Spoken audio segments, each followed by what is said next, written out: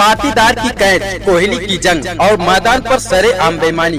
जी हाँ, कल रात गुजरात टाइटन और आरसीबी के बीच जो हुआ उसने क्रिकेट जगत में एक नया बवाल खड़ा कर दिया है।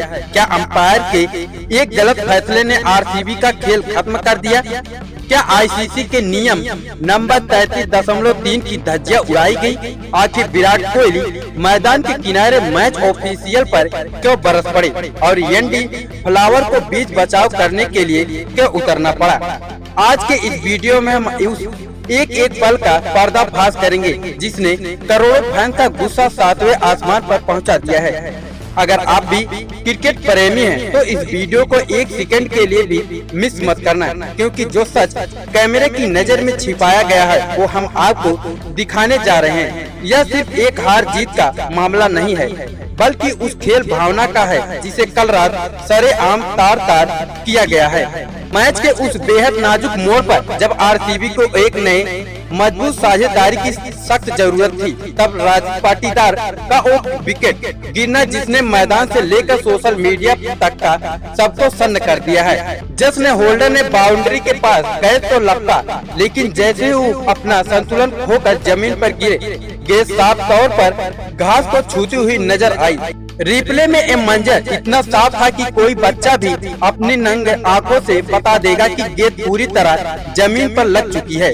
लेकिन हैरानी की बात तो ये रही कि थर्ड अंपायर ने इसे आउट करार दे दिया।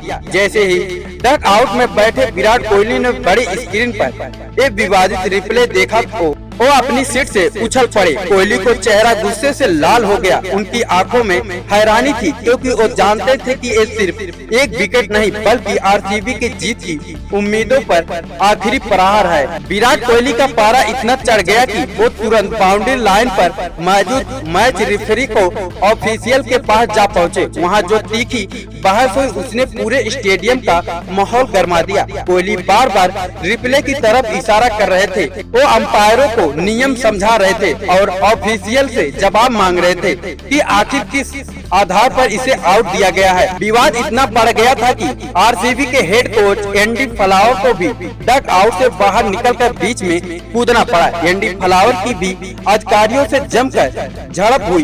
वो भी अंपायर के इस गिरते हुए स्तर को दिखाकर बेहद खफा नजर आ रहे थे। बेचारे मैच ऑफिशियल के पास विराट और एंडी फ्लावर के सवालों का कोई ठोस जवाब नहीं था। वो बस चुपचाप विराट का गुस्सा झेल रहे थे। दोस्तों, अब जरा आईसीसी के उस नियम को गहराई से समझते हैं जिसकी कल रात सरेआम अनदेखी की गई। आईसीसी का नियम नंबर 33.3 बहुत स्पष्ट शब्दों में कहता है कि एक कैच तब तक पूरा नहीं माना जाता है जब तक कि फील्डर का अपने शरीर और गेंद पर पूरी तरह नियंत्रण न हो। होल्डर के मामले में जैसे ही वो गिरे, गेंद उनके हाथों से फिसलकर जमीन पर रगड़ गई। नियम के मुताबिक अगर कैच पकड़ने के दौरान खिलाड़ी का बैलेंस बिगड़ा हुआ है और गेंद जमीन को टच करती है तो उसे तुरंत नॉट आउट दिया जाना चाहिए। लेकिन कल रात इस नियम की धज्जियां उड़ाई गई। मैदान पर मौजूद गुजरात के कप्तान शुभमन गिल भी देवदत्त पडिक्कल को कुछ इशारे से समझाते दिखे। शायद वो भी अपने मन में जानते थे कि पाटीदार के साथ नाइंसाफी हुई है।